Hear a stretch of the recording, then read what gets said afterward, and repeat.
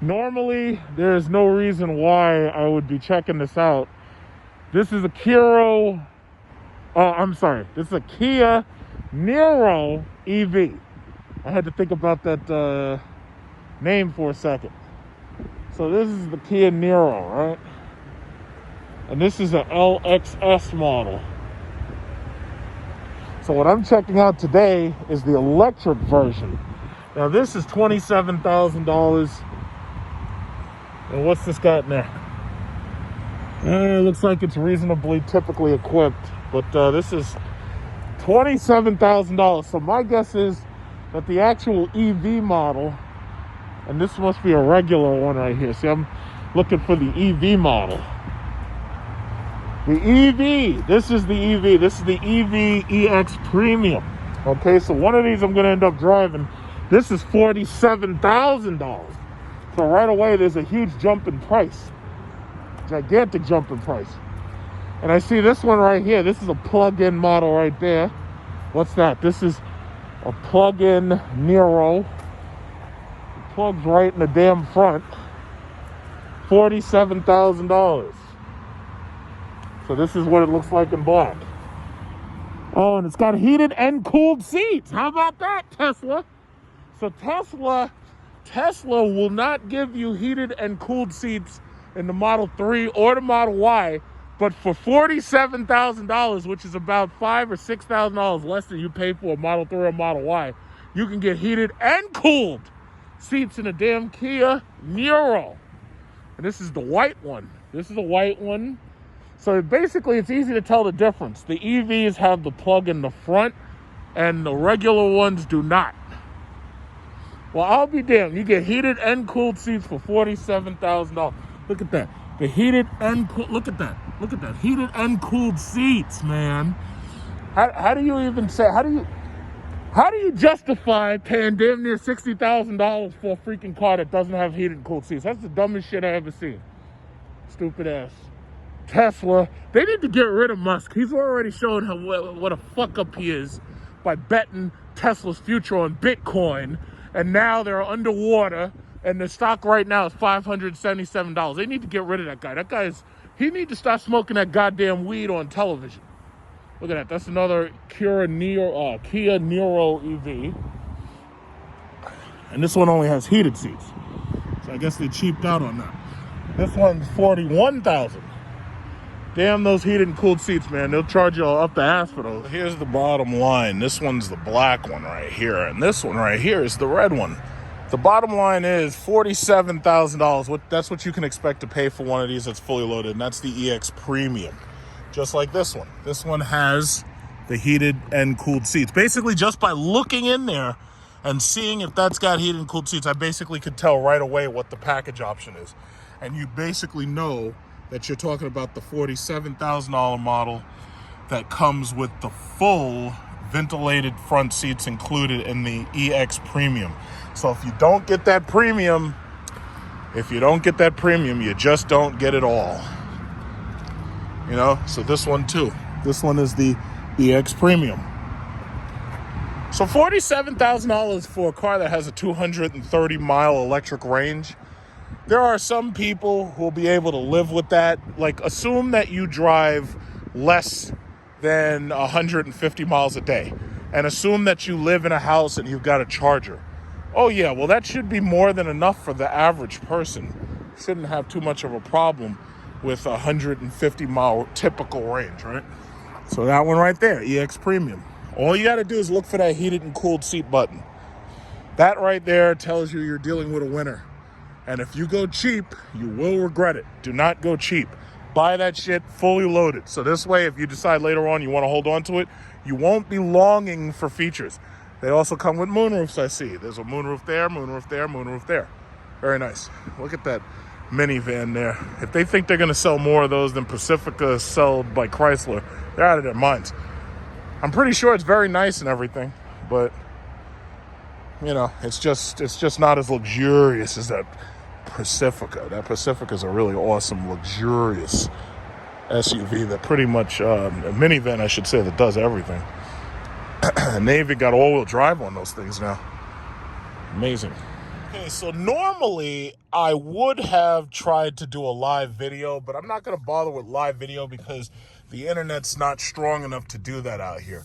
But here you are. This is the Kia Niro. So let me just say a couple of things, because the thing about it is I have a very unprofessional way of reviewing vehicles, and a lot of people, some people like the way I do it, some people don't like the way I do it, and some people are like, oh yeah, well, you should be more professional. Hell with that shit. So here's the thing. Now first of all, this car for me, I can sit in it comfortably. I've got enough headroom and everything. But let me just say it like this. This is the kind of car you really should be looking at instead of a Tesla Model 3 or a Tesla Model Y. Now, here's the thing that pisses me off, and I know a lot of you notice that I constantly complain about the fact that these cars don't have heated and cooled seats, and they don't give you a lot of features and stuff that you really ought to have. And the thing about it is there's some people, especially people who buy Tesla, who I think they get complacent buying less. And I'm not into that minimalist interior shit. I want my car to have every goddamn thing in it that I could possibly get in my car. So, for instance, this car, all the buttons that you get, those buttons tell you right away that you've got plenty of features in your car, right? Like, for instance, I've got heated and cooled seats, very easy to get to, very easy to simply touch, very easy to activate, very easy to deactivate. I like that. Then there's the other little things. Like, for instance, look at how many switches you have there. You've got a window switch, you've got a mirror switch, you've got the, what is it called? The door locks and all that. But here's the problem that I have. Tesla doesn't want to give you none of that. Tesla is basically making all of their new cars so ridiculously minimalist that it's like features that you expect to have, you just don't get. Like, for instance, the Model 3, the Model Y, they don't have a driver gauge right here. I like having a driver gauge right here. So that means that I don't have to look over there to find out how fast I'm going. I can just look straight ahead and see miles per hour right there. I have to say, Kia did a really, really good job making this car. In fact, most of their cars are really, really well made, and they're made to sell. Like, they're really made to sell. This car right here, I can easily see what my drive mode is. I can easily see everything. It's very easy to understand because for the most part, this car feels like a regular car. That's what a car is supposed to feel like. It's not supposed to feel like a goddamn spaceship. We're not in space. I need a lot of different pieces of information to be available to me, just second nature, without me having to think about it. I shouldn't have to think too hard about what I'm doing, you know? Now, as for interior space, this is great for like a single mom, or it's even great for like a family of four. There's a decent amount of space in here, but the thing about it is it's definitely not as large, I'll say, as the Volkswagen ID4. It's definitely not as large as the Model Y, and it's definitely larger than the Model 3. I'm way more comfortable in here than I would have been if I was in the Tesla Model 3. I really like the Audi e-tron, but the Audi e-tron is way too expensive. It's like, this is $47,000. The Audi e-tron was $82,000. So, I'm sorry. It's like, this is actually a really good car. And one thing I like about electric vehicles is it completely eliminates the horrible, crappy nature of having a four-cylinder engine and having a crappy transmission like in those Honda Accords and those Nissans. And it's like, it drives very, very smooth.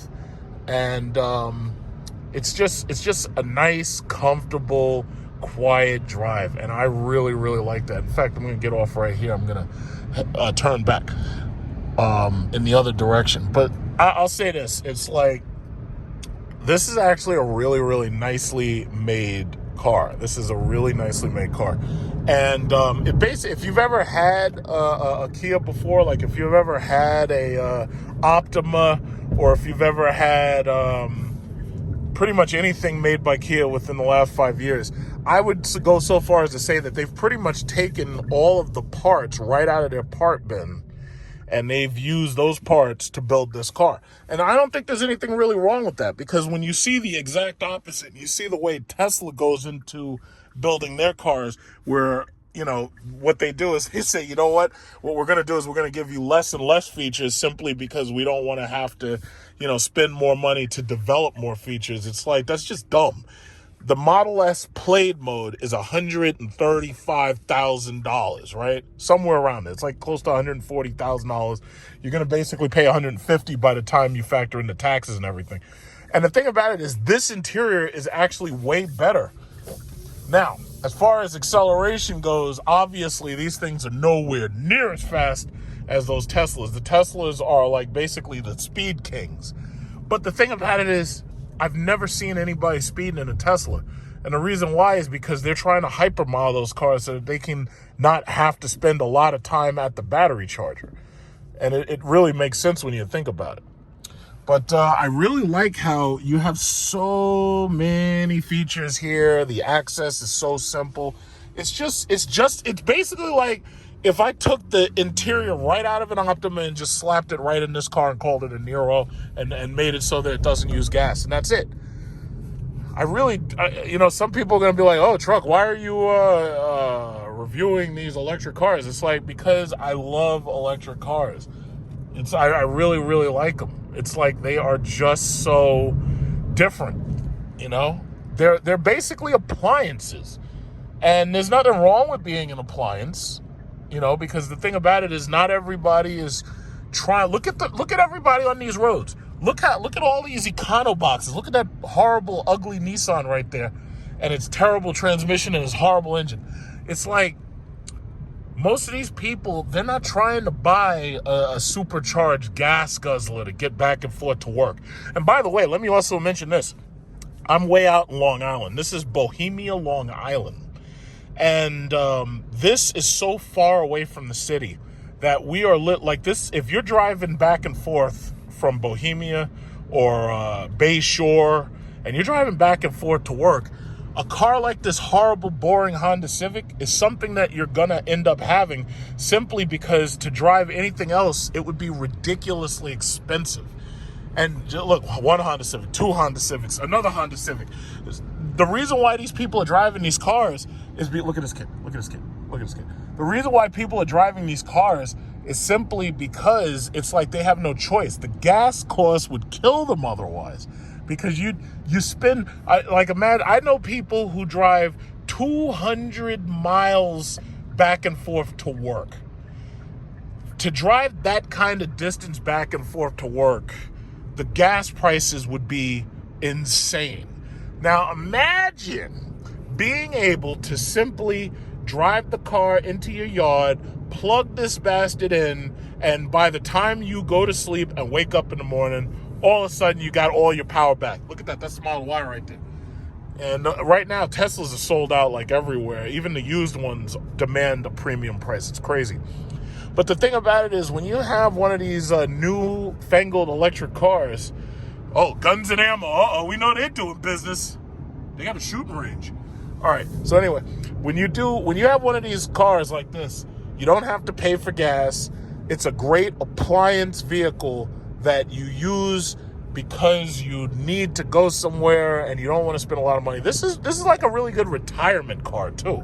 Like if you're a person who's tight on a gas budget and you don't want to spend top dollar on fuel, and you have a place where you can charge this thing, like you got a house and you got like a garage, these things are awesome. These things are really, really awesome. Now, I mean, as far as acceleration and everything, the acceleration is fast enough where you don't... okay, it wants me to turn the light off. I left the light on too long. I wasn't sure if I wanted to go over there or if I wanted to go over this one. But the thing about it is, the acceleration is fast enough where you don't need to worry about getting into highway traffic and keeping up with the semi-trailer who's right near you. It's fast enough. And I'll also say that it's fast enough where it just doesn't feel slow. Now, when you take your foot completely off the pedal, this is not one pedal driving. There's possibly a mode where you can change the regenerative braking setting, but for the most part, when you take your foot off the pedal, it coasts. It coasts like you would expect a car to coast. It doesn't just slow right to a stop. Look at that Durango. You know? And it has a nice sound to it. Like it has that slightly futuristic electric motor sound, just like the Teslas do. But it's really, I have to say, it's very comfortable. As you can see, I have my cooled seat way up and ventilating my back, and I'm liking that. Very liking that a lot. But basically, it is an appliance, and it does what it needs to do. You know? I'm going to take off from this light. So this is sport mode that I'm in. You hit the drive modes right there, and it goes from eco to normal to sport. So I'm going to hit that, and then I'm going to accelerate right off the light. I got to say, like, it's an okay car. It's a little smallish for me, but I'm above average in size. The average, like, woman or the average, like, small people, like, you know, short people, yeah, it's got a little bit of wheel spin. Okay, I'm doing a hard acceleration right off the light. Yeah, see, this is respectable. A 4-cylinder with about 200 horsepower would be doing probably the same performance. A 4-cylinder with about 200 horsepower. You know? So yeah, there's a little bit of a wheel spin, but for the most part, it does what it has to do. There's also lots of other features like the radio and the you could talk to it and this, that, and other. Yeah, so you could, you know, talk to it. And the brakes are pretty good. Usually in EVs, brakes are very grabby, you know, and they come to a stop really quickly. But I have to say, I love the fact that you do not have to go into the touchscreen for everything. The touchscreen, for the most part, Kia has left that pretty much as a navigation system. All of the functions of the car, they've pretty much put down here, like the heated steering wheel and the drive modes and everything. They want to leave the touchscreen specifically for the navigation system. So unlike in a Tesla where you don't have any real hard buttons, you just hit the nav system and you tell it what you want to see and this, that, and other, and you're able to see those things right away. So, I mean, it's exactly what you'd expect out of one of the newer Kia models. And I have to say, Kia is making some really big moves right now. Like, I saw their Carnival minivan, and the inside of that minivan was actually really nice.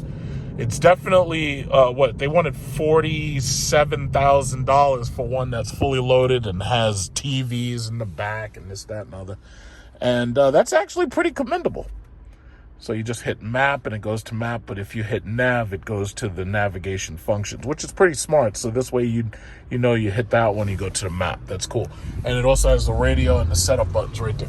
So a lot of people right now who are getting their asses kicked by gas prices are interested in getting electric vehicles. And when I heard the name Kia Niro, I was like, yeah, I got to check that out. I got to see what the Kia Niro is like. I got to see a Kia Niro. So I rushed to my Kia and I said, hey, I want to see the Kia Niro. And they said, hey, guess what? We're sold out. We want you to go over here. You could go find one over here at this other place. So I said, okay, fine. I'll go to the other Kia. And then I went to the other Kia, and here we are. And here it is right here.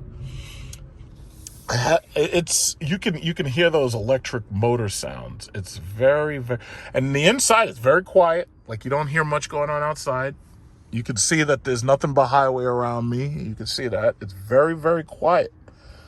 Now, granted, you're not balling out in a car like this, which, in my opinion, I don't know why you're trying to ball out in any car, because there's so many people buying used German cars and they think they're cool and everything. They're really not. So my thing is, it's like, who cares what you drive? What you should do is make sure you're buying something that makes sense and something that is practical, that is not going to cost you an arm and a leg to fuel it and an arm and a leg to fix it, you know? Now, I will say this, with these cars, the thing that always worries me is the warranty. It's like, will you take care of my battery? Will you make sure that if anything goes wrong with this thing, that if it's fully, it's fully fixable, recovered, all that. Now, Tesla, because they have such a low shortage on their cars, Tesla lately, they've been saying, it's like, yeah, if something goes wrong with your car, we're going to give you Uber credits. and we're gonna, send Ubers, and you can use the Uber. It's like, no, goddammit, I didn't buy a car so that I could have to fucking use Uber. In fact, I bought a car so I didn't have to use Uber. But I would assume, and I could always ask this, but most Kia dealerships, they'll have different policies.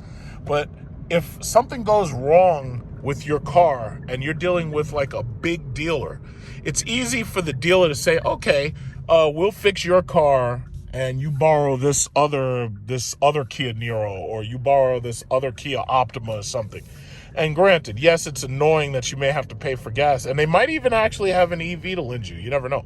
But the thing about it is, even though it's an annoyance if something goes wrong or if you need another car in the meantime, the simple fact is I trust the larger car dealers a lot more than I trust Tesla when it comes to issues like that, about lending a car, a loaner. But that's just me. And I'm sure different Tesla dealers may have different ways of handling businesses. But, that's just me. So I gotta say, this is fun. All electric vehicles basically drive the exact same way. The only difference is the range, the interior space, the exterior looks, the price. But for the most part, they all pretty much drive about the same. They have a very heavy feel to them that's offset by the fact that these things have such instantaneous torque and they get right off of the line real quickly. Like, for instance, I can go around that little curve right there easier in this car than I can with my Jeep because the acceleration is linear. All you got to do is just put your foot down on the pedal and your acceleration is linear. Like, I feel like I'm in a goddamn sports car right now. Like, look at this pathetic Infiniti. Boring. Yeah, I'm doing, wow, this thing is fast. This thing is fucking fast. I mean, it's not terribly fast off the line, but it's fast. It's not terribly fast, but it's not only is it fast, but it's quiet. So electric cars typically are off-putting by the fact that these things can accelerate so quickly, but they're so quiet, which is amazing. It's like absolutely amazing. Look at it, boring. Yeah, see those Priuses used to. I will say this: if Toyota makes an electric Prius, and they keep the price reasonable, just like this car, like they keep it under 50. Yeah, I think the industry is going to have some issues because that Prius has already killed the entire plug-in hybrid electric vehicle market by basically giving you damn near 80 miles to a freaking gallon of gas.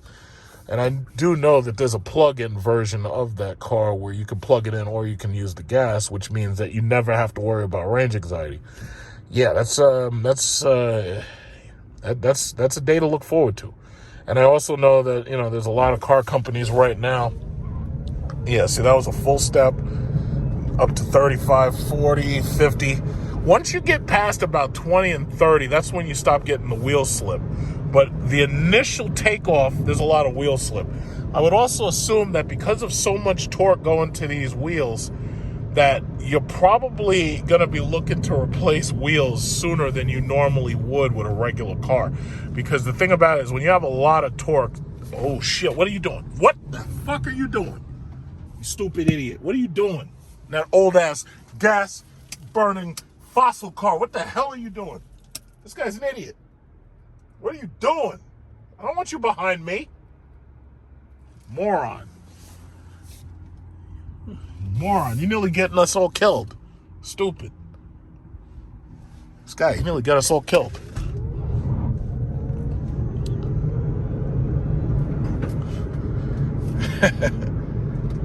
Uh-oh, we got a Monte Carlo out here. This guy means business.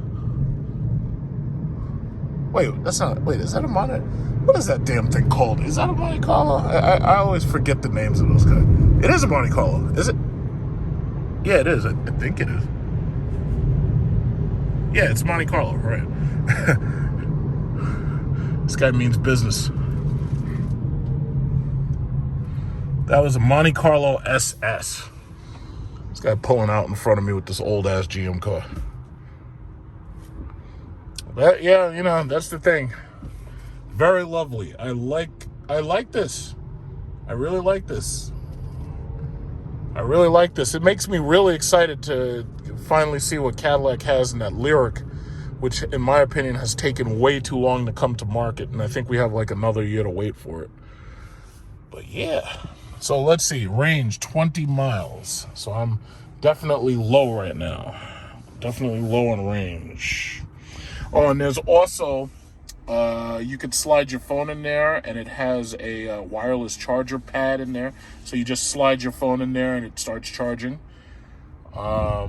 Other than that, I don't think there was anything else major to think about. But this EX Premium is fully loaded, and it's very, very nice. It's very, very nice. It's very nice. And you know me, if I hated something about it, I would be talking bad about it all day. But I tell you, you sold me by having the heated, cooled seats. And then I was sold even more by being able to fit in it because it's very spacious and it's, it's nice. It's nice. Well, look at this guy. Oh, he got an Audi? Oh, where you going? Wait a minute, where you going? Where you going? I'm going to catch you. I'm going to get you, Audi. I'm going to catch you. I'm going to get you. I'm going to get you. I'm going to get you with that little SQ whatever 5 twin turbo something, nothing, I don't know. Oh, shit. Look at this. This is where I'm supposed to pull back into. So, basically, let's just slow down, and we'll pull right back into there. And we'll park the car, and everybody will be happy. So, yeah, in fact, they're going to park this near a charger because they're going to have to charge this bad boy. Oh, by the way, rotate to go into reverse. Reverse camera turns on, and that's that. And you just back yourself up, and you're all good. And it even goes beep, boom, boom, boom. Yes, thank you. Okay, and then they have a very, well-designed backup system. To put it in park, you just put your finger there, and it's parked. And that's it. And that is it. And unlike Tesla, they don't even want to give you a goddamn off button. We actually have a power button. How about that? So there it is. That is the Kia Niro EV Premium EX. You know what's funny? I haven't driven a single EV that I've been disappointed with. Not one. I'll also say this. I did drive the Polestar 2. And I actually like this more than the Polestar 2. The Polestar 2 was okay, especially if, let's say, you're coming out of a Subaru Outback.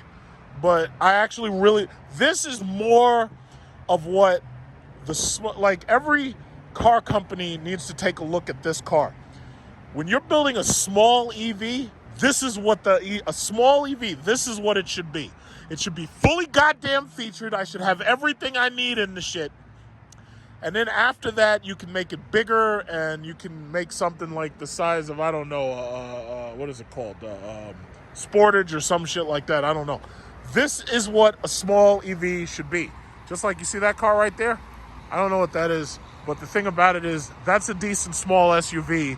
This is what a small EV should be. 230 miles, not bad. It could be 300. It could be more. Not bad, though. This is what a small EV should be. And I have to say, Ford did get it right with the Mustang. Some people complain that they don't like the fact that Ford called it a Mustang. Who gives a fuck what they think? The bottom line is the Ford Mustang EV is a great EV. It's just that, strangely enough, Kia gives you slightly more. Like the Ford Mustang EV that I drove didn't even have fucking cooled seats. So my thing is, guys, get your shit together and start making these fucking cars and put all the shit in them that I demand. And it would also help me a lot if you people would start demanding more out of your cars. So if y'all got more features that, this way the people who make all these cars, they'd be like, oh shit, these people aren't going to buy this car if it doesn't have enough shit in it. So if you guys help and you demand more, then maybe you'll start getting cars that are better equipped, But that's all I have to say. So I had a lot of fun. This is a really great car. I really like it.